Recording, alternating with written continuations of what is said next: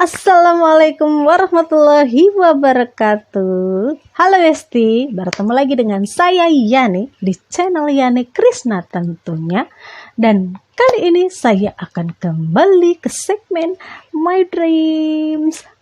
Tapi sebelum mendengar ceritanya, kalian jangan lupa yang belum subscribe, tolong subscribe terlebih dahulu. Tekan like dan berikan komentar kalian, komentar positif kalian, komentar yang membangun, dan share video ini kalau kalian suka dan merasa ada pesan moral di dalamnya. Oke? Jadi mimpi saya kali ini baru saja terjadi beberapa malam yang lalu. Sebenarnya saya akan tag video kemarin tanggal 31 Juli, tapi berhubung saya masih agak takut karena mimpinya baru terjadi pada tanggal 30 Juli 2002 ini, baru beberapa hari yang lalu. Jadi saya memutuskan baru hari ini dan di sore hari saya berani menceritakannya kepada kalian semua. Sebenarnya beberapa hari belakangan ini saya lagi kecewa, lagi sedih. Tapi yang namanya hidup kan kadang naik turun, kadang senang, kadang sedih, kadang kecewa kan. Jadi ya dijalani aja. Tapi hari Sabtu kemarin itu tanggal 30 Juli 2002 itu pas hari Sabtu saya nggak mikir yang horor-horor loh ya. Saya juga bukan nulis yang horor, lagi nggarap novel yang romance kan, jadi lagi cinta-cintaan ceritanya. Nah, tapi hari Sabtu kemarin itu memang kondisi badan saya lagi nggak fit. Sepertinya mau terserang flu, tapi alhamdulillah nggak jadi. Jadi badan saya itu agak kalau orang Jawa bilang itu gregesan, panas dingin gitu. Tapi sebelum tidur balik lagi saya nggak mikir yang horor-horor, malah ketawa-ketawa ngeliat postingan-postingan di sosmed gitu kan. Saya mulai tidur itu mungkin sekitar jam 12.30 lah, setengah satuan lah. Itu habis nulis kan, jam setengah satu, bolak-balik mungkin mulai tidur itu jam 1 mungkin ya. Mungkin bisa terlelap sekitar jam 1-an lah gitu. Nah, malam itu bermimpilah saya. Jadi di dalam mimpi saya itu, saya ada di suatu tempat seperti pekarangan rumah orang lain, orang yang tidak saya kenal. Jadi di sebelah kiri saya itu ada tembok lumayan tinggi dari bataku, bukan batu bata merah, tapi bataku tinggi terus di sebelahnya itu. Tapi bisa agak ngintip ya ke sebelah, itu nggak terlalu tinggi, bisa agak ngintip ke sebelah itu kayak seperti asrama militer, entah itu TNI entah apa, nggak tahu, nggak paham, pokoknya kayak asrama gitu. Tapi ada pohon yang buahnya tuh agak menjuntai di atas kepala saya. Nah, di situ saya nggak sendirian, saya bersama 3 orang lainnya. Sebenarnya saya nggak kenal. Pertama cewek, kedua dan 3 itu cowok. Nah, yang pokoknya nggak ada yang saya kenal itu ya. Terus salah satu di antara mereka tuh bilang, "Yan, ambil Yan buahnya." Saya lihatlah ke atas. Oh, buah pir apa itu yang warnanya hijau tapi memang manis kan. Berhubung saya juga suka dengan buah itu, jadi saya manjat entah ke meja, entah ke kursi gitu ya, sok tinggi, padahal saya kan semekot kan, semeter kotor. Itu saya ambillah buah, saya petik, sudah saya petik buah pir di tangan ini, terus saya belah menjadi 4 bagian, set, nah kan jadi 4. 2 bagian itu sudah saya kasihin ke 2 orang yang bersama saya itu ya, cewek 1 cowok 1, udah dimakan tuh. Jadi yang setengah lagi kan masih sama saya, yang 2/4-nya lagi kan masih sama saya. Pas baru saya mau gigit, ada tamu datang dari luar. Jadi saya sama ada 1 cowok lagi yang belum makan buah itu, keluarlah, keluar. Di situ ada bapak-bapak, nggak terlalu tinggi, tapi badannya gede, tampang anggota TNI gitu loh. Nah, sama ada ibu-ibu berusia sekitar 50-an lah, 50 tahun ke atas, mungkin pertengahan 50 lah.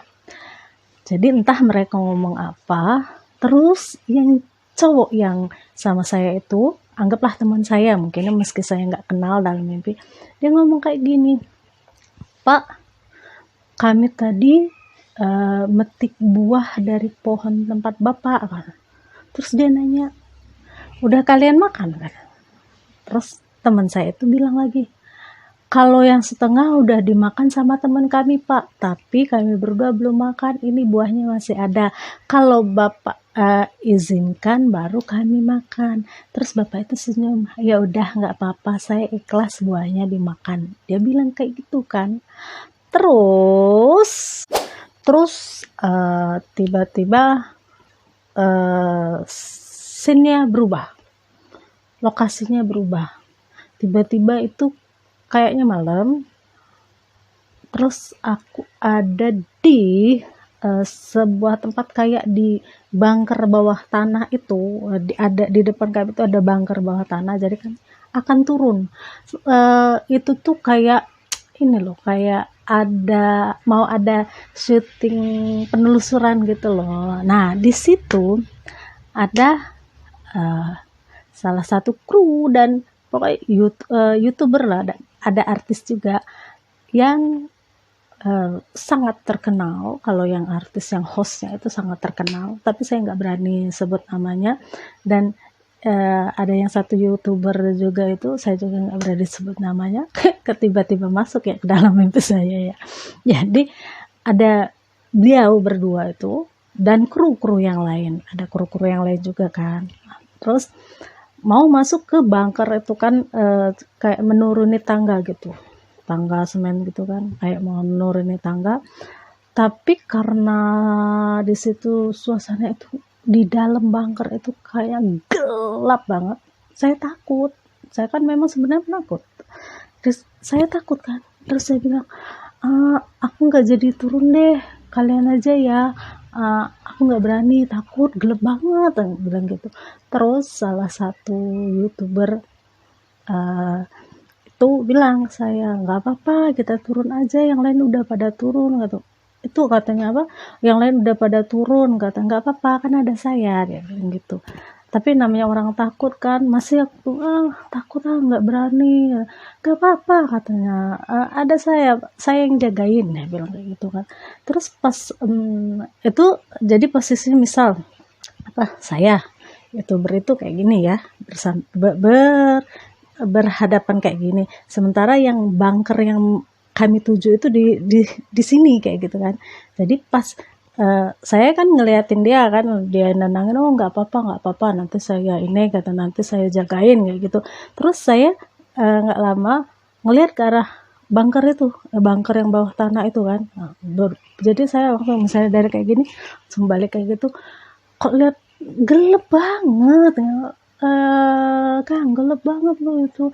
Nggak apa-apa, coba kamu lihat lagi, beneran gelap. Pas aku lihat lagi, kok banyak ular. Kang, itu banyak ular itu. Sementara host yang aku bilang host yang ternama itu, ngetop banget itu, dia udah turun ke bawah ke bunker itu. Jadi aku teriak, "Bang, naik bang, itu banyak ular," kata. Yang host itu, "Mana ular? Nggak ada ular." Dia nggak lihat, sementara aku, "Itu ada ular bang, naik kayak gitu." Terus udah tiba-tiba namanya mimpi kan, langsung keskip aku tiba-tiba kayak baring di bunker itu, di sekelilingku tuh ada ular-ular gitu, ular-ular yang apa kayak berasa gitu lewat set gitu kan. Ya Allah, ya Allah, ya Allah, kayak berasa banget kan lewat. Jadi aku takut, gimana ini, ya udah kita naik. Jadi yang si YouTuber yang itu tadi diajaklah aku naik ke atas bunker itu lagi kan ya. Naik melalui tangga itu lagi. Pas nyampe di atas itu aku melihat ada beberapa warga yang datang, tapi mereka itu turun dari apa sih namanya, pohon. Tahu kalau akrobat yang pakai kain-kain itu enggak, yang nanti apa kayak nari-nari yang apa itu pakai kain di ini naik turun. Nah, turun kayak gitu. Orang-orang itu, warga itu turun terus ngeliat ke arahku dari itu. Pas turun tuh langsung ngeliat ke aku. Ngeliat gitu, aku sadar itu bukan manusia. Itu tuh bukan manusia. Jadi, Kang, bukan orang, Kang. Jadi perasaan kabur, lari dari situ, lari keskip lagi. Tiba-tiba aku lagi-lagi ada di tempat seperti lubang besar, tapi nggak dalam, lubang besar nggak dalam. Aku baring di situ. Di atas aku tuh kayak ada tumpukan jeram, entah ranting kayak gitu, kayak sembunyi dari kejaran warga yang tadi dari pohon itu. Nah, sembunyi dari itu. Nah, terus masih sama yang YouTuber itu. Terus aku lihat lagi, ada ular kobra hitam, set.